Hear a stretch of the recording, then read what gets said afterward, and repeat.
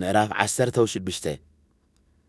ነታ ንቤተ ክርስቲያን ክንክሪኤስ አገልጋሊት ዝኾነት ፌቤን ሓትና ናባኻትኩም እማሕፅና ኣለኹ ንኣመንቲ ከምዚ ግባእ ጌርኩም ብጎይታ ተቐበልዋ ብዘት ልያ ዘበለ ኩሉ ከዓ ደግፍዋ ከመይ ንሳ ነብዙሓት ንኣይን ገዛእ ርእሰይ እውን ደጋፊት ነይራእያ ነቶም ብክርስቶስ ኢየሱስ መዓይተይ ዝኾኑ ጵርስቅላን አቂላን ሰላም በሉለይ ንሳቶም ኣብ ክንዳይ ሕይወቶም ንምሕላፍ ዝተዳለዉ ነበሩ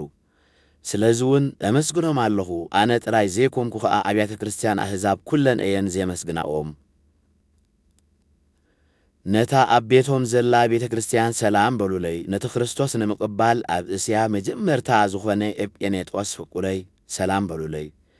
ነታ ብዙሕ ዝፀዓረትልኩም ማርያም ሰላም በሉለይ ነቶም ኣብ ሐዋርያት ፍሉጣት ቅድመይ ድማ ብክርስቶስ ዝኣመኑ ምሳይ እውን ዝተኣስሩ ኣዝማደይ አንድራኒቆንን ዩልያንን ሰላም በሉለይ ነቲ ብጎይታ ፍቁረይ ዝኾነ አምጵልያጦን ሰላም በሉለይ ነቲ ብክርስቶስ መዓይትና ዝኾነ ኡርባኖስን ንስጣክን ፍቁረይን ሰላም በሉለይ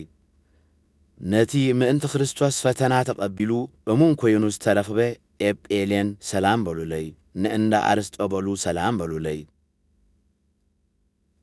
ንሄሮድያና ዘመደይ ሰላም በሉለይ ነቶም ኣብ እንዳ ናርቂሶስ ዘለዉ ብጎይታ ዝኣመኑ ሰላም በሉለይ ነተን ብጎይታ ዝፅዕራ ዘለዋ ጥሬፌናን ጥሬፎሳን ሰላም በሉለይ ነታ ብጎይታ ብዙሕ ዝፀዓረት ጰርሲዳ ፍቅርቲ ሰላም በሉለይ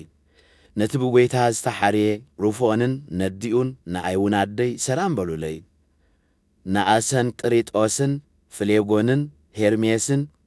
ንጳጥሮባንን ሄርማንን ምስኣቶም ንዘለዉ ኣሕዋትን ሰላም በሉለይ ንፍሌጎንን ንዩልያን ንኔርያን ንሓብቱን ንኣንልጦንን ምስኣቶም ንዘለዉ ኩሎም ቅዱሳንን ሰላም በሉለይ ንሓድሕድኩም ከዓ ብቅዱስ ምስዓዓም ሰላም ተባሃሃሉ ኩለን ኣብያተ ክርስቲያን ሰላም ይብላኹም ኣለዋ ኣሕዋተይ ካብቶም አንጻር እቲ ዝተምሃርኩምዎ ፍልሊ ዘምጽኡን ዕንቅፋት ዝኾንኹምን ክትጥንቀቑ ለማሕፅነኩም ኣለኹ ካብኣቶም ረሓቑ